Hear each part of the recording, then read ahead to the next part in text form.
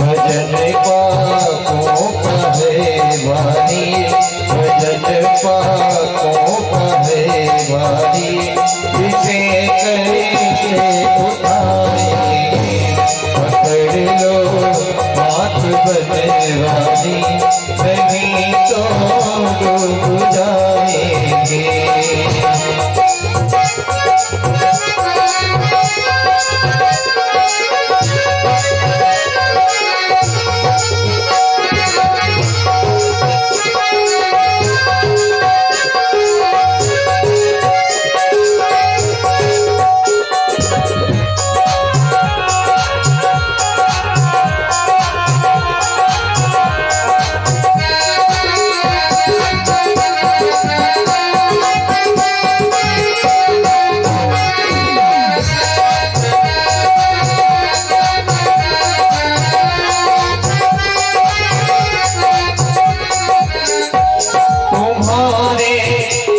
भरोसे पर जमाना छोड़ बैठे हैं, तुम्हारे ही भरोसे पर जमाना छोड़ बैठे हैं।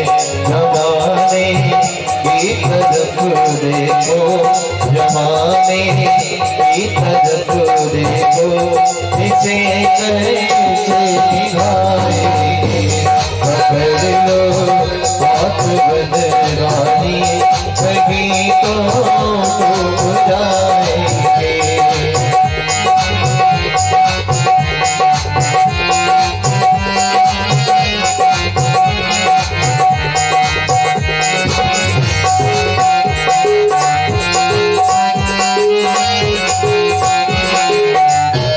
दर्द दिल की कहे किससे, दर्द दिल की कहे किससे, सहारा ना कोई देगा, दर्द दिल की कहे किससे, सहारा ना कोई देगा।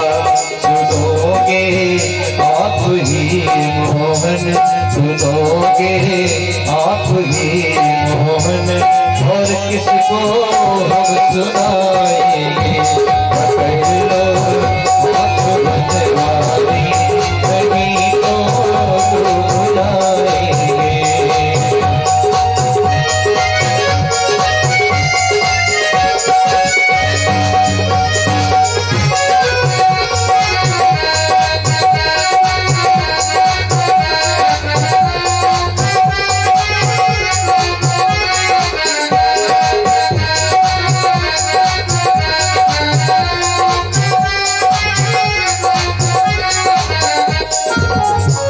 फंसी है नभद में नैया, फंसी है नभद में नैया, प्रभु अब डूब जाएगी, फंसी है नभद में नैया, प्रभु अब डूब जाएगी।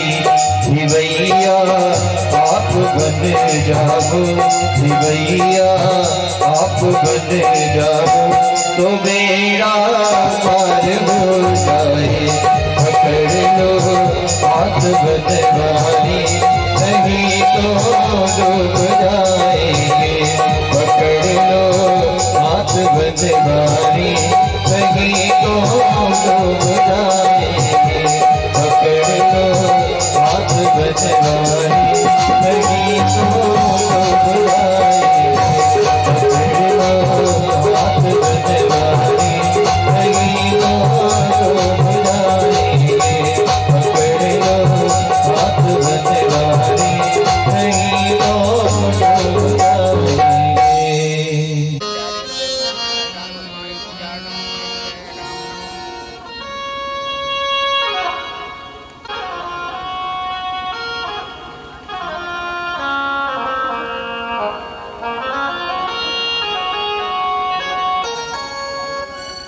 चंद्रमान सो जात जदाम तेरी आरती गाऊं, हे राजदाम तेरी आरती गाऊं, आरती गाऊं प्यारे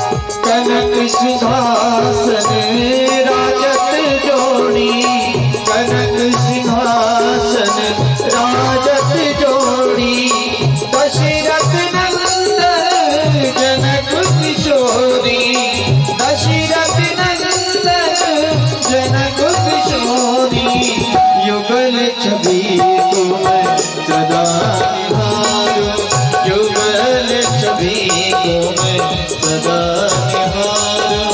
हे राजा राम तेरी आरती उतारूं।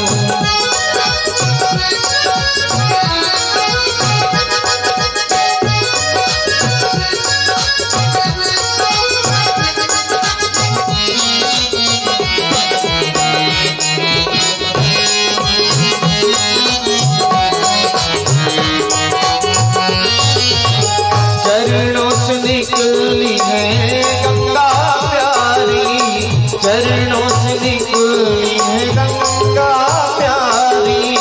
जिसने सारी दुनिया तारी, जिसने सारी दुनिया तारी, उन चरणों के मैं दर्शन पाऊं, उन चरणों के मैं दर्शन पाऊं। हे राजा राम तेरी आरती गाऊं।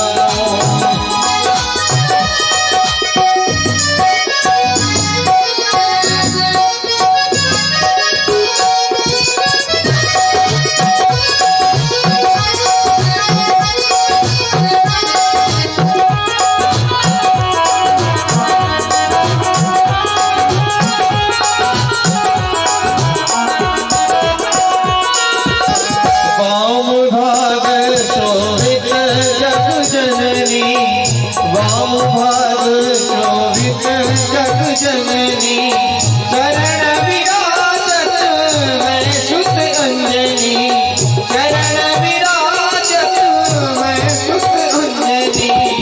इन चरणों में जीवन वारूं, इन चरणों में मैं जीवन वारूं। हे राजा राम तेरी आरती उतारूं।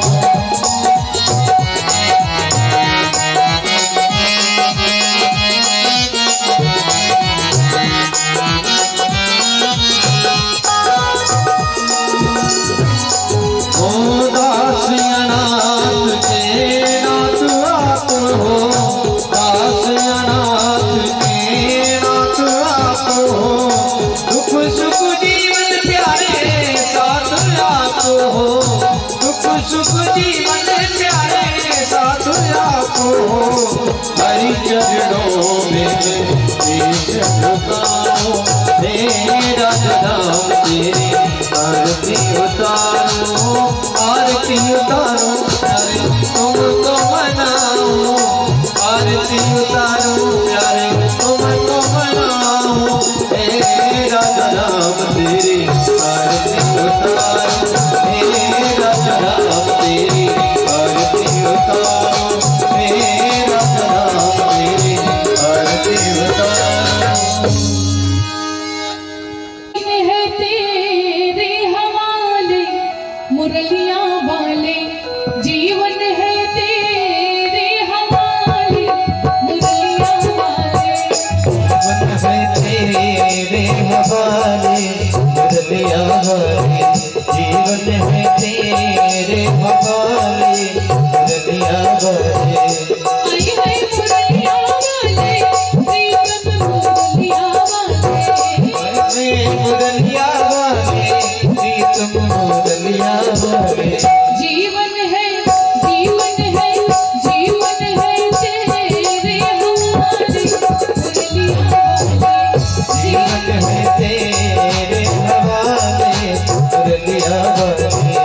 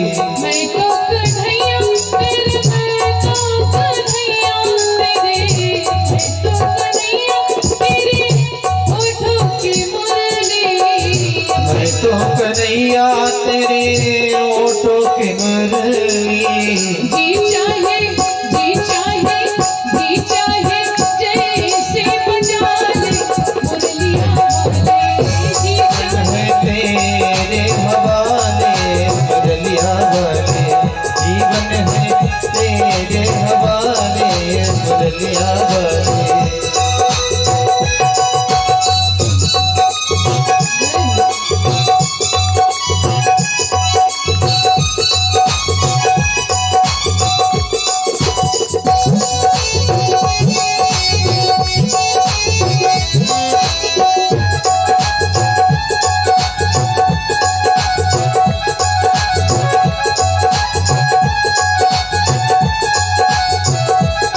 सभी भक्त जितने भक्त बैठे इस दरबार में सभी भक्त मीठी मीठी ताली के साथ में जाए।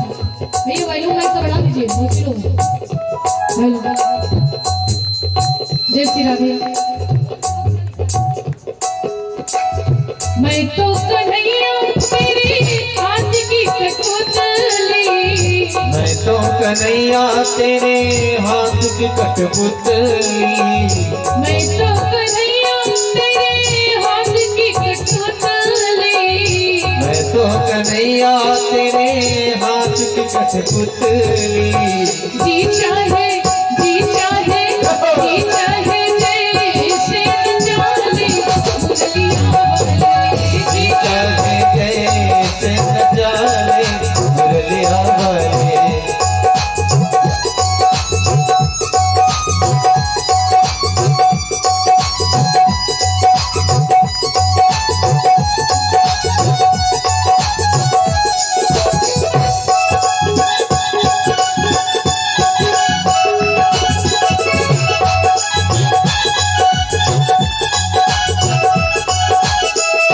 आई है मुरलिया वाले, प्रियतम मुरलिया वाले, मुरलिया वाले, प्रीतम मुरलिया वाले। जीवन है जीवन है जीवन है तेरे हवाले मुरलिया वाले, जीवन है तेरे हवाले मुरलिया वाले। जीवन है तेरे हवाले मुरलिया वाले, जीवन है तेरे हवाले मुरलिया वाले। जीवन है तेरे हवाले मुरलिया वाले, जीवन है तेरे हवाले मुरलिया वाले, जीवन है तेरे हवाले मुरलिया वाले,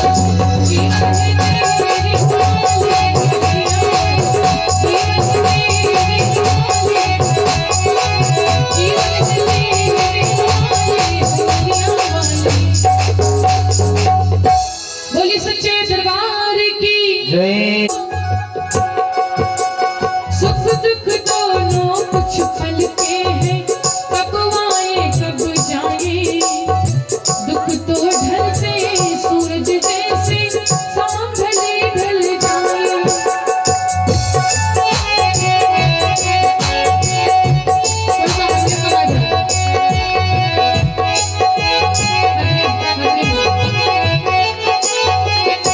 और कहते हैं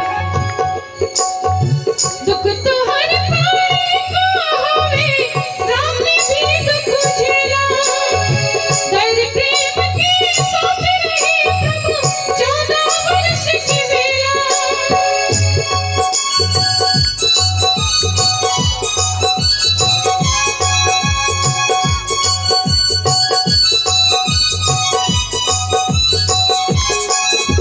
दुख तो हर प्राणी को होवे, राम ने भी दुख झेला, धैर्य प्रेम के साथ रहे प्रभु 14 वर्ष की बेला।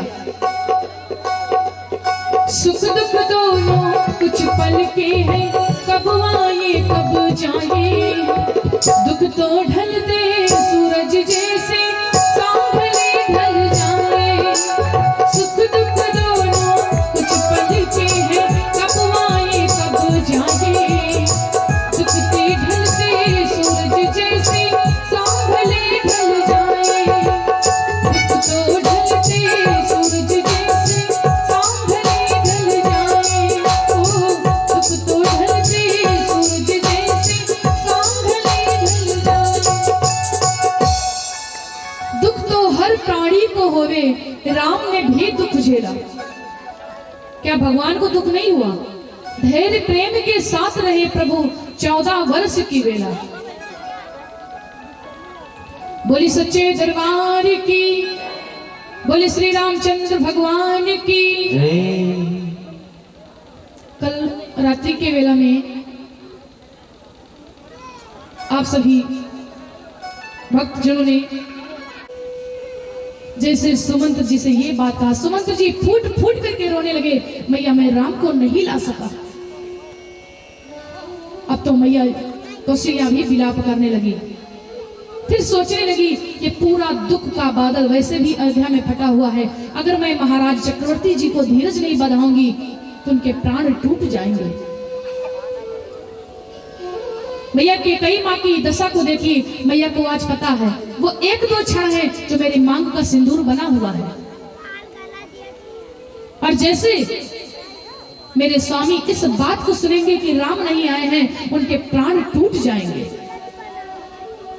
मैया ने कितना त्याग किया, अपनी मांग का सिंदूर तक मिटा दिया, अपने पुत्र को माता कहने से इनकार करवा लिया। दुनिया में कितनी भी नारियां होंगी, कभी भी कोई नारी अपनी पुत्री का कैकेयी नहीं रखेगी। कितने कलंकों को मैया ने झेला, मैया को पता है। अब सुमंत्र जी को लेकर के गए दशरथ के भवन में, कोप भवन में। सुनिएगा भक्तों, दशरथ की क्या दशा है। जैसे सुमंत्र जी पहुंचे, पृथ्वी पर चक्रवर्ती जी पड़े राम राम राम राम राम राम कह रहे हैं। जैसे सुमंत्र की आहट सुनी, चक्रवर्ती जी को हाथ जोड़कर सुमंत्र जी कहने लगे कि महाराज चक्रवर्ती राजा दशरथ जी, इस सुमंत्र का प्रणाम स्वीकार करो। जैसे सुमंत्र का नाम सुना, मानो मरे हुए देह में प्राण आ गए हो। चक्रवर्ती जी एकदम से खड़े हो गए। सुमंत्र भैया बताएं, मेरे राम आए या नहीं आए, वो सीता आई या नहीं आई, मेरा लक्ष्मण आया या नहीं आया। भक्तों, जैसे सुमंत्र जी ने कहा कि मैंने लाने को तो प्रयास बहुत किया, लेकिन राम जी नहीं आए। जैसे इस बात को सुना, महाराज चक्रवर्ती जी कहेंगे, सुमंत्र ये तुम नहीं, ये मेरा काल बोल रहा है, ये मेरा काल बोल रहा है। ये श्रवण कुमार के माता पिता की चीख चीख की आवाज कहती है कि सुनो, महाराज दशरथ जिस प्रकार से पुत्र के विरह में मेरे प्राण गए हैं, तुम्हारे भी पुत्र के विरह में प्राण टूट जाएंगे। मैया कौशल्या व्याकुल होकर के रोने लगी, अरे महाराज ये दुख का बादल फटा हुआ है, आप इतनी धैर्यवान होकर के अगर ऐसी दशा करेंगे तो प्रजा कैसे रहेगी। चक्रवर्ती जी बताने लगे कि सुनो कौशल्य, इसमें सुमंत्र का कोई दोष नहीं है, ना तो कैकेयी का दोष है, ना तो किसी का दोष है, इसमें सिर्फ मेरा दोष है। वो अंधी अंधों की श्राप मुझे है। भक्तों, जो श्रवण कुमार थे ना, जो श्रवण कुमार थे, श्रवण कुमार को आप सब लोग जानते हो ना। श्रवण कुमार के माता, वो श्रवण कुमार के धोखे से केवल बाण लग गया था चक्रवर्ती जी का। श्रवण कुमार जो थे ना, पहले राजा शांतिवन ज्ञानावती की कोई पुत्र कन्या नहीं थी। जो श्रवण कुमार के माता पिता थे, हर प्रयत्न को कर डाला, लेकिन फिर भी कोई संतान नहीं हुए, कोई संतान नहीं हुए। दिन रात भगवान की पूजा करते, तब आकाशवाणी हुई, अगर राजा शांतिवन ज्ञानावती अपने शरीर के कोई दोनों लोग एक अंग को दें तो उसके बदले में उनको पुत्र मिल सकता है। भक्तों, राजा शांतिवन ज्ञानावती मन में सोचने के अगर पैरों को दे देंगे तो दोनों लोगों के पैर चले जाएंगे, चारों पैर चले जाएंगे, तब मैं चल नहीं पाऊंगा। अगर हाथ दे दूंगा तो कोई कार्य नहीं कर पाऊंगा। लाओ मैं अपने नेत्रों को दे देता हूं, और जब मेरा बेटा हो जाएगा तो नेत्र ही बनकर के मेरे सारे काम सिद्ध हो जाएंगे। श्रवण कुमार के माता पिता ने अपने नेत्रों को दे दिया। नेत्रों के बदले से भगवान ने एक सुंदर बालक को दिया, जिसका नाम था श्रवण कुमार। श्रवण कुमार के माता पिता बूढ़े हो गए, और श्रवण कुमार अपने माता पिता को कांवर में बिठा करके तीर्थ यात्रा घुमाते हैं। हर व्यक्ति का ये नियम है, हर व्यक्ति का ये धर्म कहता है इस कलयुग में भी, कि आज के जमाने में कोई श्रवण कुमार तो नहीं बन सकता है, कोई कांवर में लेकर के तो माता पिता को दर्शन नहीं करा सकता है, लेकिन अपने कार पर, अपने बाइक पर, अपने मोटरसाइकिल पर बैठा करके अपने माता पिता को तीर्थ यात्रा अवश्य कराए। जब माता पिता वृद्धावस्था में पहुंच जाए तो हर बेटे का ये धर्म कहता है कि चौथेपन में माता पिता को अपने गाड़ी पर बिठा करके 1 महीने में कहीं भी तीर्थ यात्रा दर्शन करवा दें। इधर श्रवण कुमार अपने कांवर को लेते हैं, और कांवर में एक भाग में अपने माँ को, एक भाग में अपने पिता को बिठा करके तीर्थ यात्रा कराना प्रारंभ कर देते हैं। मग तो जरा सुनिएगा कि राजा दशरथ जी के प्राण क्यों टूटे हैं, पुत्र के विरह में ही क्यों टूटे। इधर श्रवण कुमार पूरे तीर्थ यात्राओं में माता पिता को दर्शन करवा डाले, बस केवल एक नगरी बच गई। वो कौन थी? अयोध्या नगरी।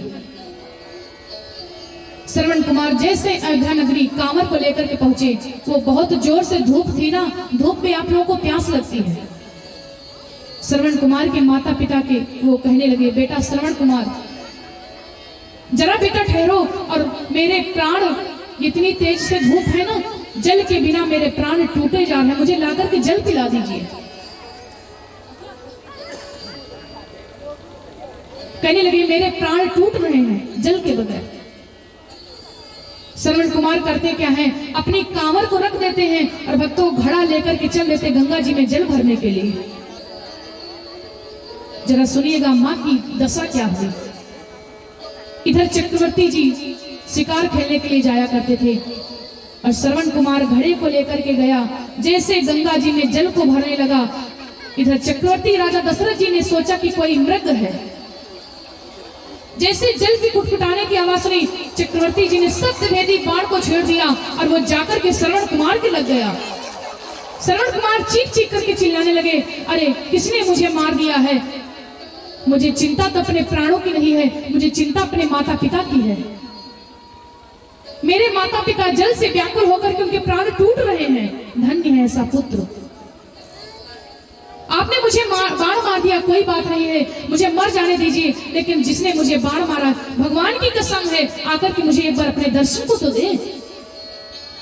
बस उससे मेरा एक ही कहना है कि मेरे माता पिता के प्राण प्यास से व्याकुल होकर के टूट रहे हैं, मेरे माता पिता को जल पिला दीजिए। भक्तों इस आवाज को सुना, चक्रवर्ती जी धनुष बाण को छोड़ करके दौड़ते दौड़ते आए और इधर देखते कि वो तो श्रवण कुमार था। चक्रवर्ती जी पृथ्वी पर गिर गए, अपने केसों को नोचने लगे, आज मेरे हाथों से कितना बड़ा पाप हो गया। मैंने तो मृग समझ करके बाण चलाया था और ये तो पुत्र निकला।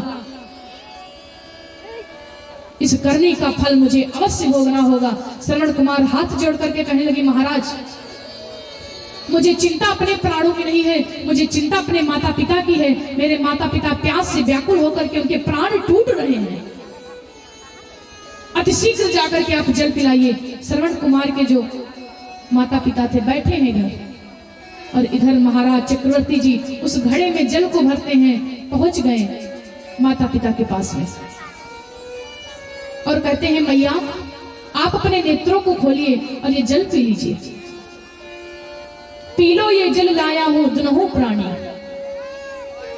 जब ये आवाज सुना, भक्तों श्रवण कुमार के माता पिता को तो दिखाई तो नहीं देता था, लेकिन ऐसा नहीं कि सुनाई तक नहीं देता था, उनको सुनाई बराबर देता था। चक्रवर्ती जी कहने लगे, पी लो ये जल लाया हूं दुनहु प्राणी। अब तो मैया ज्ञानावती कहने लगी, अरे कौन है देने आए मुझको ये पानी, तुम कौन हो, कौन जल लेकर के मेरे पास में आया है, क्योंकि लगती नहीं है मेरे श्रवण की वाणी, ये मेरे श्रवण की आवाज नहीं लग रही मुझे।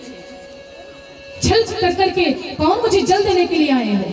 चक्रवर्ती जी बोलने से पहले कांपने लगे, कहते मैया दशरथ है नाम मेरा, अवध राजधानी, मेरा दशरथ नाम है और मेरी अवध राजधानी है। मैया मैया तेरो लाल मैंने मारा मृग जानी, बाकी खत्म है उसकी जीवन कहानी। भक्तों जैसे इस बात को सुना, श्रवण कुमार के माता पिता चीख चीख करके रोने लगे, चक्रवर्ती राजा दशरथ जी ये तुमने अच्छा नहीं किया है, मेरी बुढ़ापे की एक ही लाठी थी उसको तुमने छीन लिया है। और चक्रवर्ती हम दोनों ने अपने नेत्रों को देकर के, एक मुझे पुत्र मिला था, मेरी बुढ़ापे की एक ही लाठी थी, तुमने छीन लिया, तुमने अच्छा नहीं किया है। और राजा शांतिवन उस घड़े को लेते हैं, हाथ में जल लेते हैं और श्राप क्या देते हैं दशरथ जी को, कि दशरथ मैं तुमको श्राप देता हूं कि मेरा पुत्र जब जिंदगी इस जीवन में नहीं बचा, इस दुनिया में नहीं रहा, तो मैं जिंदा रह करके करूंगा क्या, क्योंकि मेरी एक ही बुढ़ापे की लाठी थी, तुमने छीन लिया है। और मैं तुम्हें इसी को जल को लेकर के श्राप देता हूँ कि दशरथ, जैसे पुत्र के विरह में आज मेरे प्राण जा रहे हैं, एक दिन ऐसा आएगा कि तुम्हारे भी पुत्र के विरह में ही प्राण टूट जाएंगे। इस श्राप को दिया, राजा शांतनु अपने प्राणों को त्याग देते हैं। ज्ञानावती मैया ने क्या श्राप दिया, श्रवण कुमार की माता ने क्या श्राप दिया? वो कहने लगी, अब तो ना मेरे पति बचे हैं, ना तो मेरा पुत्र बचा है चक्रवर्ती, लेकिन मेरा श्राप तुमको बहुत ही कठिन पड़ेगा। मैया जल लेती हैं और कहती हैं कि दशरथ, मेरे तो एक ही पुत्र था, क्योंकि माता पिता के मरने के बाद में उसके अंतिम संस्कार उसका पुत्र ही करता है। मेरा एक ही पुत्र था, इसलिए आज मेरे मरने के बाद में कोई चिता जलाने वाला मेरे पास नहीं है। लेकिन दशरथ, मैं तुमको ये श्राप देती हूँ कि तुम्हारे तो चार पुत्र होंगे, लेकिन जिस समय तुम्हारे प्राण टूटेंगे, तुम्हारी चिता जलाने के लिए कोई भी पुत्र तुम्हारा पास नहीं होगा। श्राप दे देते हैं और ज्ञानावती मैया भी अपने प्राणों को त्याग देती हैं। भक्तों, जैसे सुमंत्र जी ने कहा कि राम नहीं आए, दशरथ जी को तुरंत अंधों का श्राप याद आ गया कि कौशल्या, सुमंत्र, ये तुम नहीं, ये तो मेरा काल बोल रहा है। ये श्रवण कुमार के माता पिता की चीख चीख की आवाज कहती है कि जैसे पुत्र की विरह में मेरे प्राण गए हैं, तुम्हारे भी टूट जाएंगे। दशा तुमने इस मंत्रा की है, वही दशा मैं रानी कैकेयी को कहता हूँ। और भरत जी दौड़ते दौड़ते कौशल्या मैया के कच्छ में गए। कौशल्या मैया पृथ्वी पर पड़ी, राम राम राम राम तड़प रही है, पृथ्वी पर पड़ी है। भक्तों, जब ज्यादा आप रोते हैं, ज्यादा आंसू निकलते, तो आपकी आंखों से झिलमिल दिखाई पड़ने लगता है, साफ नहीं दिखता है। राम जी भरत जी देखने में एक जैसे। जब मैया ने भरत को देखा तो सोचने लगी, ये तो मेरा राम आ गया है, और दौड़ते दौड़ते गई, भरत को लिपट करके फूट फूट करके मैया कौशल्या रोने लगी। कौशल्या मैया को पकड़ के भरत जी रोने लगे और कहते कि मैया, मेरे कारण से मेरे भैया का वनवास हुआ है, मेरी माँ ने भैया का वनवास किया है। मैया ने भरत के मुख में हाथ रख दिया। अरे भरत, ये क्या बोलते जा रहा है? अरे बेटा, तू कहता कि कैकेयी ने राम का वनवास किया है। अगर कैकेयी के जीवन में जरा से भी दोष होता तो तुझ जैसे भरत संत को वो जन्म नहीं दे सकती थी, जो राम की विरह में ऐसे शब्द बोल रहा है। भक्तों, यहाँ पर भरत जी जो होते हैं, कम से कम 100 कस्में देते कि मैया, अगर भैया को वन भेजने में मेरी जरा से भी राय हो, मेरी जरा से भी मति हो, तो जो पाप एक गाय की हत्या करने में लगता है, वो पाप मुझे लगे। अगर भैया को वन भेजने में मैया मेरी जरा से भी मति हो, जो पाप एक सती नारी का सतत बल नष्ट करने में लगता है, वो पाप मैं भोगने के लिए तैयार हूं। इसी प्रकार से भक्तों, भरत जी हजारों कसम खा गए। मैया कहेगी, भरत, अब तुझ मुझे बताएगा कि तू कितना अच्छा है, अपने बारे में मुझे देगा परिचय। अरे भरत, मैं तो जानती हूँ, तेरे बारे में मुझको हर कुछ पता है। हो सकता है कि व्यक्ति के पीछे से उसकी परछाई हट जाए, हो सकता है जल से निकाल करके मछली को फेंक दो, हो सकता है कि मछली के प्राण बच जाए। और अगर इस भरत के जीवन में राम की विरुद्ध कोई बात आ जाए, मैं हरगिज मानने के लिए तैयार नहीं हूं बेटा। धन्य है कौशल्या मैया। मैया कहती, बेटा, सब कुछ तो बाद में होगा, लेकिन सबसे पहले अपने पिताश्री की अंतिम संस्कार करो, उनकी चिता को जलाओ। अभी भी सुरक्षित लाश रखी हुई है। गुरु वशिष्ठ जी के पास में जाते हैं और भरत शत्रुघ्न जी पिताश्री का क्रियाकलाप करते हैं, अंतिम संस्कार करते हैं। इधर वशिष्ठ जी एक प्रकार से बताते हैं तो भरत जी 10 प्रकार से क्रियाकलाप करते हैं। अब तो भक्तों, पूरी अयोध्या नगरी में शोक का फूल छाया हुआ है, दुख का बादल फटा हुआ है। पूरी अयोध्या शमशान के तरीके से लगती है, और जो अयोध्या के लोग हैं वो देखने में भूत जैसे लगने लगे जिस दिन से राम जी अयोध्या को छोड़ करके वन को चले गए।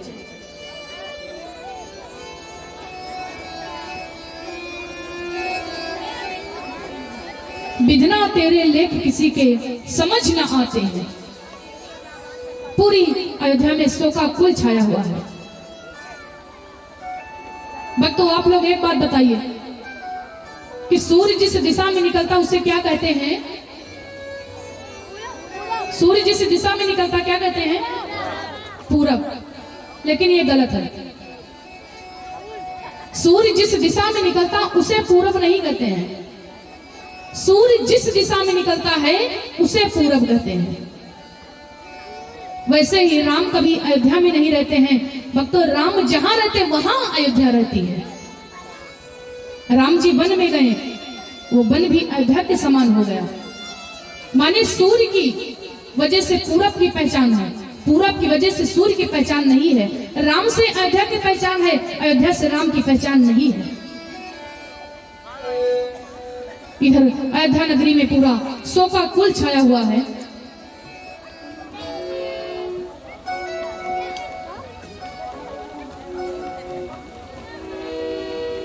व्याकुल दशरथ के लगे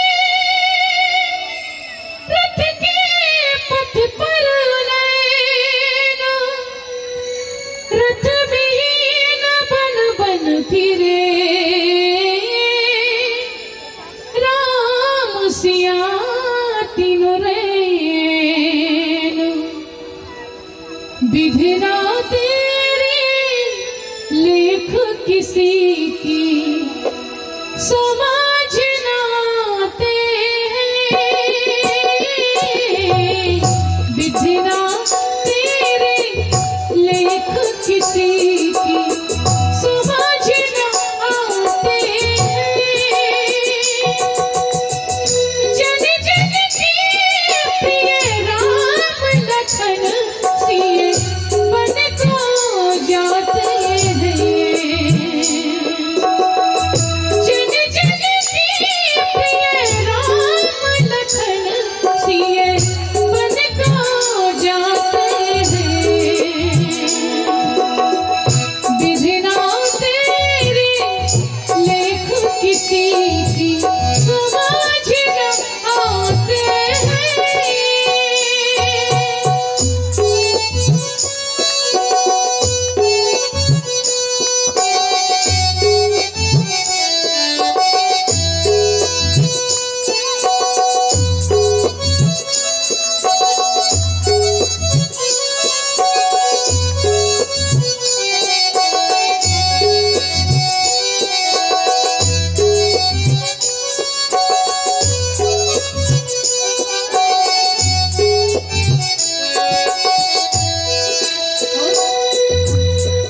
एक राजा के राजा दुलारे बन बन फिरते मारे मारे। एक राजा के राज दुलारे वन वन फिरते मारे मारे। एक राजा के राजा दुलारे बन बन फिरते मारे मारे। होरी होकर रहे परम गति करे नहीं काबू के तारे। संकट सहज भाव से सहते और मुस्काते हैं। सबके दुख मिटाने वाले दुख उठाते हैं। विधिना तेरे लेख किसी की समझ न आते हैं। ओ जन जन के प्रिय राम लखन सिए बन को जाते हैं। ओ विधिना तेरे लेख किसी की समझ न आते हैं। विधना तेरे लेख किसी के समझ न आते हैं। जन जन के प्रिय राम लखन सिए बन हो जाते हैं।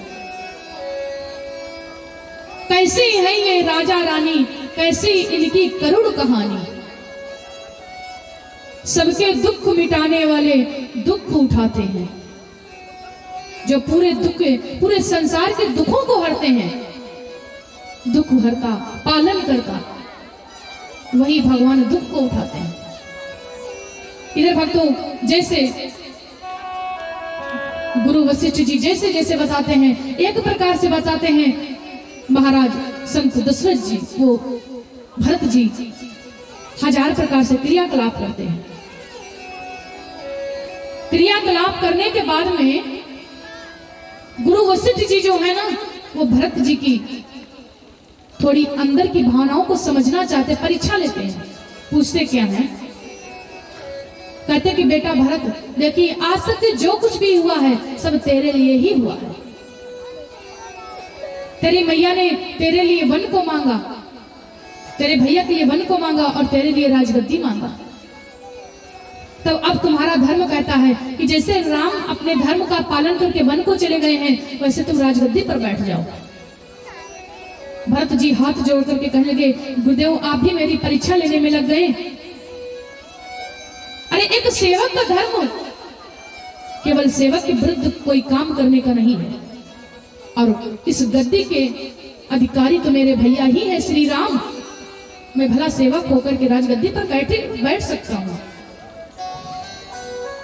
और भरत जी यहाँ पर एक बड़ी विचित्र बात गुरु वशिष्ठ जी से प्रश्न करते पूछते हैं। कहते कि गुरुदेव आप एक बात बताइए। कहते हानि लाभ जीवन मरण जस अपजस विधि हाथ। भगवान ने हर व्यक्ति को हर चीज दे दिया, लेकिन 6 चीजें अपने पास में रखी। हानि लाभ जीवन मरण जस अपजस विधि हाथ। आपके जीवन में कितनी हानि होगी, कितना लाभ होगा, किस दिन आपको आना किस दिन जाना, माने 6 चीजें भगवान के हाथ में हैं। जब हानि लाभ, और जब ये अनहोनी मेरी अयोध्या में होने वाली थी तो मेरे राम जी ही 6 चीजों को काटते हैं। क्या इस होनी को काट नहीं सकते थे ब्रह्मा जी? 6 चीजें तो भगवान के हाथ में है। हानि लाभ जीवन मरण जस अपजस विधि हाथ। जब ये होनी मेरे अयोध्या को आई थी तो क्या ब्रह्मा जी काट नहीं सकते थे? इस होनी को काट देते तो ना मेरे भैया वन को जाते, ना मेरे पिताश्री की मृत्यु होती। गुरुदेव ने बड़े विचित्र आंसर दिया, बड़ा विचित्र उत्तर दिया। कहते कि सुनो बेटा भरत, जिस होनी को ब्रह्मा जी लिखते हैं उस होनी को तो ब्रह्मा जी काट सकते हैं, अपनी लिखी हुई होनी को। जो निर्णय ब्रह्मा जी लेते हैं उस निर्णय को ब्रह्मा जी तो काट सकते, लेकिन जो निर्णय स्वयं राम जी ने ले लिया हो उस निर्णय को तो स्वयं ब्रह्मा जी भी नहीं काट सकते हैं। और बन जाने का निर्णय राम जी ने खुद लिया है। ब्रह्मा जी के, राम जी के कहे हुए वचनों को तो ब्रह्मा जी भी नहीं काट सकते हैं, दुनिया का कोई भी देव नहीं काट सकता है। भरत जी कहने लगे कोई बात नहीं है, लेकिन मैं पूरी अयोध्या नगरी में इस बात को ऐलान करता हूं कि कल प्रातः काल में चित्रकूट में भैया मेरे जहां भी होंगे मैं बुलाने के लिए उनको आ जाऊंगा। भक्तों, उसी रात में नगर में फैल गई यह बात, भरत बुलाने राम को जाएंगे वन प्राप्त। उसी रात में पूरे नगर में इस बात को ऐलान करवा दिया गया कि कल प्रातः काल भरत जी बुलाने भैया को जाएंगे वन में। अब इधर जरा अयोध्यावासियों को सुनिए। अयोध्यावासी अपने मन में सोचने लगे, रात में यह घोषणा करवाई गई कि कल प्रातः काल जाएंगे। वो अयोध्यावासी सोचने लगे, इन्हीं के भैया के साथ में हम जब वन को गए और तमसा नदी पर मुझे जरा से नींद आ गई, तब इनके भैया मुझे रात में छोड़ करके चले गए थे। और ये उन्हीं के भाई हैं, अगर रात में हम लोग सो गए, प्रातः नहीं जग पाए तो ये अकेले चले जाएंगे बुलाने के लिए। पूरे अयोध्यावासी बेचारे रात भर सोए ही नहीं, पूरी रात जागे। जैसे प्रातः काल हुआ, पूरे अयोध्यावासी जो होते हैं तैयार हो गए। इधर उर्मिला मैया जो है ना, जरा मांडवी मैया को देखिए, कितनी विचित्र बात कही। मांडवी मैया आज निकल करके गई है कहां? उर्मिला मैया के कच्छ में।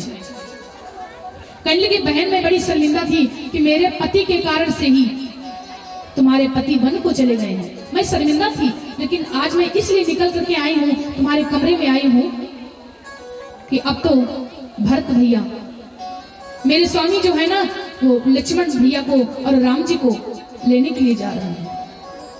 उर्मिला भैया कहने लगी, मैं भी चलूंगी। तब तक के भरत भैया आ गए। अरे तुम लोगों को जाने का कोई मतलब नहीं है, मैं तुमसे कहता हूँ कि मैं राम भैया को और सीता मैया को, लक्ष्मण भैया को अवश्य ला कर दूंगा, वो जरूर आएंगे। माने भक्तों, तीनों माताएं रह गई, उर्मिला मैया और इधर सत्यकीर्त मैया और मांडवी मैया, ये 3 लोग रह गए भवन में। और इधर पूरी अयोध्यावासी और तीनों माताएं सफेद साड़ी को धारण कर लेती हैं। जब जनक जी को पता चला तो जनक जी माता सुनैना के साथ में आए और सब लोग राम जी को बुलाने के लिए वन को चल देते हैं। जैसे पहुंचे, जैसे अयोध्या नगरी से निकले, वन की तरफ प्रस्थान किए। इधर जैसे निषाद राज जी ने देखा कि देखते क्या है कि बिल्कुल राम जी की तरह ही कोई आ रहा है। निषाद राज जाकर के कहते, प्रभु बिल्कुल आपके तरीके से कोई व्यक्ति आ रहा है। लक्ष्मण जी थोड़ा उग्र स्वभाव के थी, तुरंत धनुष बाण उठाए और कहने लगे, भैया बस समाधान हो गया नाथ, अब अज्ञा दो दिल मचल रहा, अज्ञानी क्षत्रिय काल हो भीतर ही भीतर उलझ रहा। भैया ला मेरा धनुष बाण। और लक्ष्मण जी तो इस बात को सोचने लगे कि वो भरत हमको मारने के लिए आ रहा है, अब तो वो राजा बन गया है, मुझे मारने के लिए आ रहा है। अरे भैया लाओ मेरा धनुष बाण, मुझे लगता है कि ये भरत मुझे वन में भी नहीं रहने के लिए देगा। भगवान कहने लगे, अरे लक्ष्मण इतने उग्र स्वभाव में ये तुम कैसे कह सकते हो कि भरत तुमको मारने के लिए ही आ रहा है। लक्ष्मण बिना विचारे जो करे सो पाछे पछताए, काम बिगाड़े आपनो जग में हो तो हंसाए। कभी भी भक्तों कोई कार्य बिना सोचे विचारे नहीं करना चाहिए। ये तुम कैसे कह सकते हो कि भरत तुमको मारने के लिए आ रहा है। और ये भी हो सकता है कि भरत तुमको बुलाने के लिए आ रहा हो, और अगर बुलाने के लिए आ रहा हो तुम पहले से ही धनुष मार दो तो बाद में पछताना ही होगा, काम भी अपना बिगड़ जाएगा और बाद में पछता ही नहीं चुकेगा। लक्ष्मण जी को शांत किए और इधर भरत जी जैसे आते हैं, भगवान श्री राम जैसे देखते तीनों माताओं को, सबसे पहले भगवान प्रणाम किसे करते हैं, फिर प्रथम मिले कैकेयी से उस माँ ने आशीर्वाद दिया।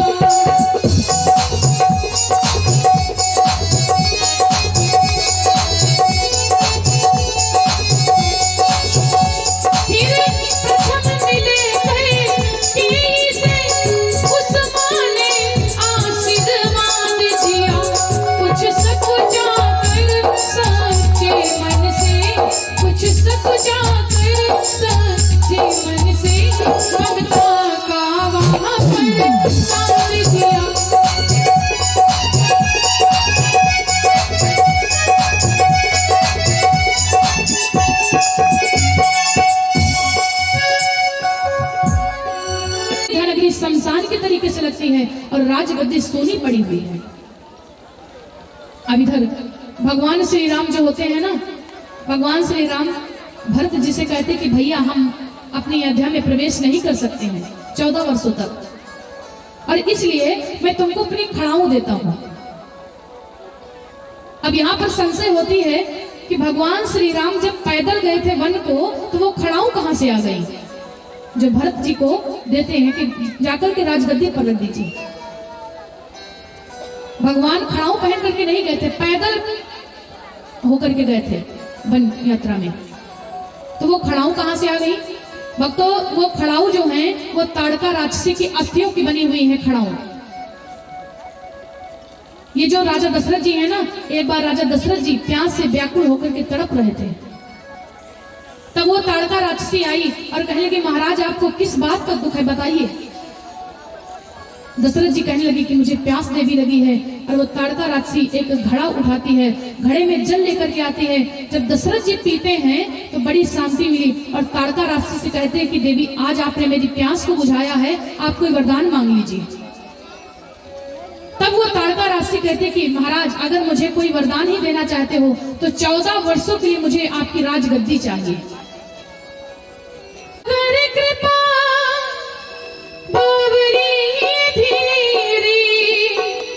सादर भरत शीश धर लीन्ही। भरत जी उन अखाड़ाओं को अपने शीश पर रख लेते और चल देते। सभी मीठी मीठी ताली बजाएंगे, कहते हुए जा रहे हैं। राम भक्त ले चला राम की निशानी, राम भक्त ले चला राम की निशानी, राम भक्त ले चला राम की निशानी, राम भक्त ले चला राम की निशानी। और शीश पर खड़ा वो, शीश पर खड़ा वो, अखियों में पानी। राम भक्त ले चला राम की निशानी, राम भक्त ले चला राम की निशानी।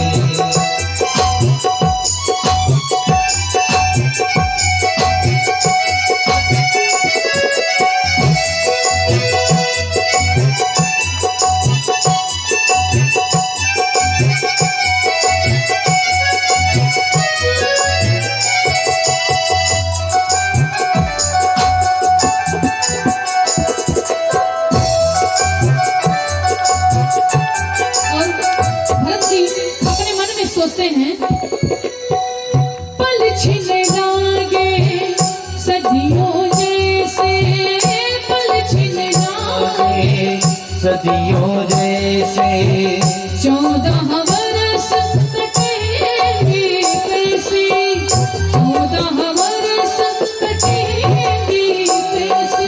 भरत जी अपने मन में सोचते हैं कि भैया के बिना जब एक पल छिन मुझे सदियों के समान लग रहा है तो 14 वर्ष कैसे बीतेंगे। सोचते हुए जा रहे हैं क्या, पल छिन लागे सदियों जैसे, पल छिन लागे सदियों जैसे, 14 वर्ष कटेंगे कैसे, 14 वर्ष कटेंगे कैसे।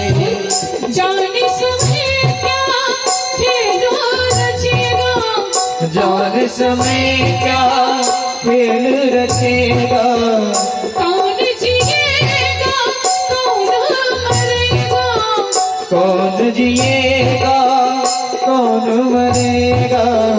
कब्र मिलने की फूल खिलेंगे, नदियों के दो फूल मिलेंगे। जी करता है यही बस जाओ, यही करता है यही बस जाओ, फिर मिल 14 वर्ष बिताओ, फिर मिल 14 वर्ष बिताओ। क्योंकि राम बिन कठिन है एक घड़ी बितानी। राम भक्त ले चला राम की निशानी, राम भक्त ले चला रे राम की निशानी।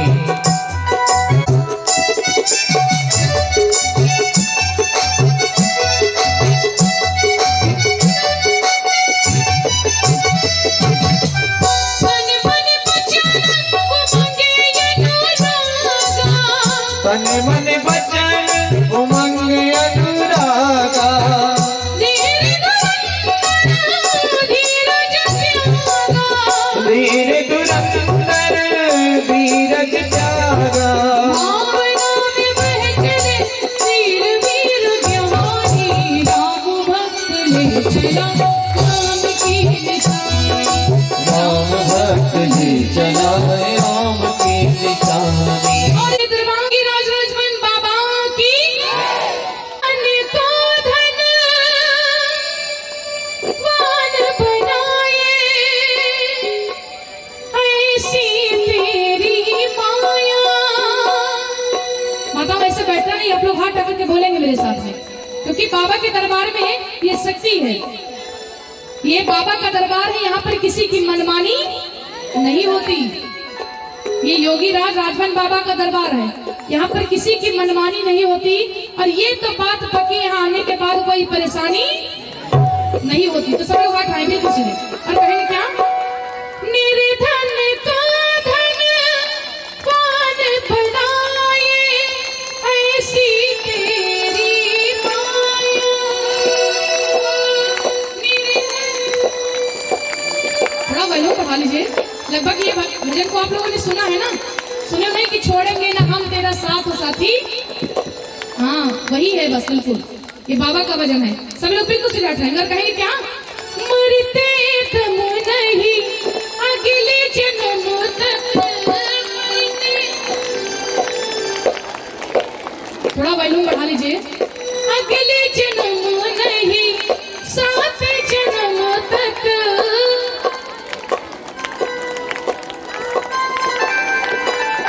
सात जन्म नहीं जन्म जन्म तक। बोले सच्चे दरबार की। तो सभी लोग बिल्कुल सीधा उठाइए, बिल्कुल सीधा कहेंगे क्या, छोड़ेंगे ना हम तेरा द्वार छोड़ेंगे ना हम तेरा द्वार बाबा मरते दम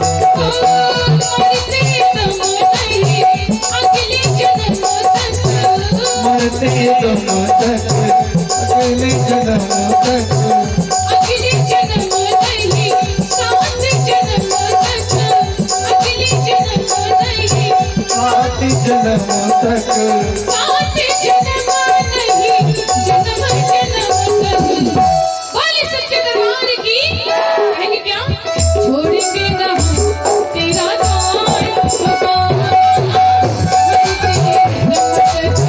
छोड़ेंगे ना हम तेरा द्वार बाबा मरते दम तक।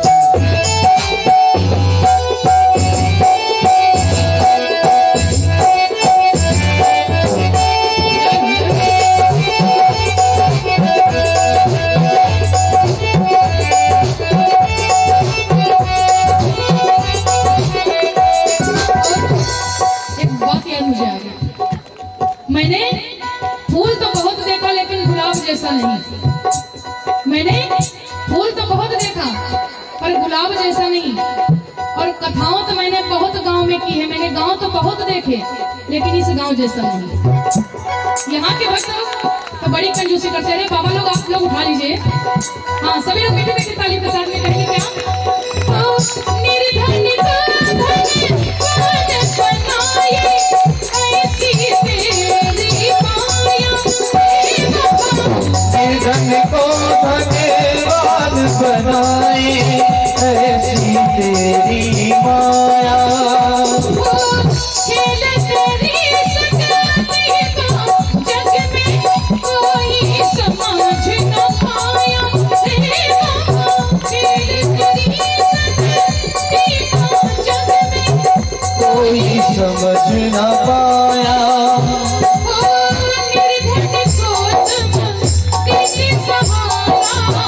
निर्धन को तुम देते सहारा। सबसे सुंदर सबसे प्यारा, सबसे सुंदर सबसे प्यारा। इस धरती से उसको पर बोले सच्चे दरबार की। छोड़ेंगे ना हम तेरा द्वार बाबा मरते दम तक।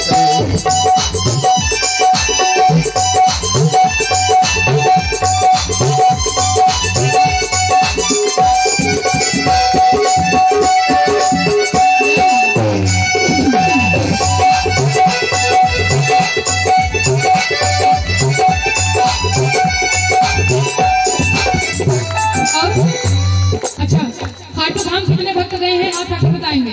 आपको बोलने के लिए दी जुबान तो बोलता नहीं, और लेने का हरि का नाम मुख खोलता नहीं। और आज का ना बोलना तेरा उस दिन याद आएगा जब तुम बोलना तो चाहोगे मगर बोल नहीं पाओगे। सब लोग मीठे मीठे ताली बजाएंगे और कहेंगे क्या, धाम खाटू जाओगे, धाम खाटू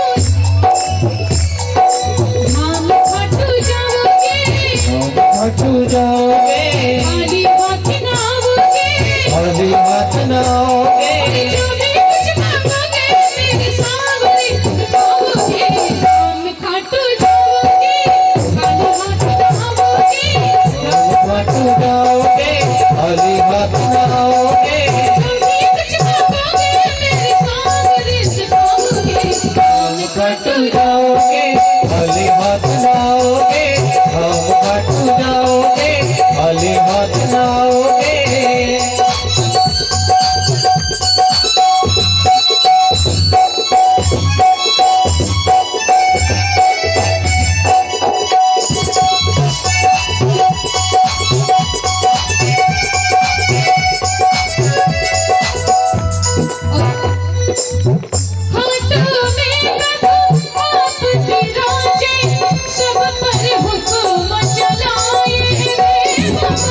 हाथों में प्रभु आप विराजे सब पर हुक्म चलाए।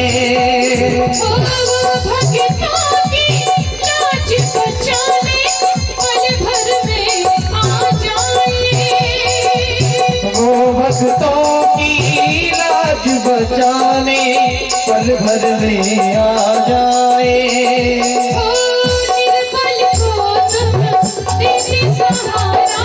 निर्बल को तुम देते सहारा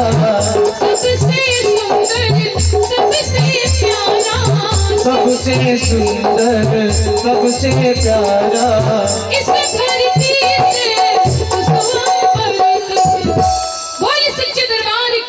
जय। अब भजन की अंतिम लाइन है, सभी भक्त बिल्कुल सिर उठाएंगे। इधर वाले भक्त भी, बाबा लोग आप भी उठा लीजिए और कहें क्या, छोड़ेंगे ना तेरा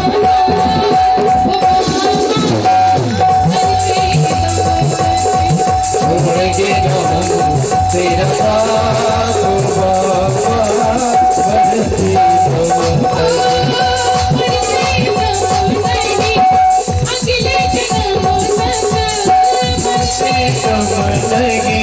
अगले जन्म तक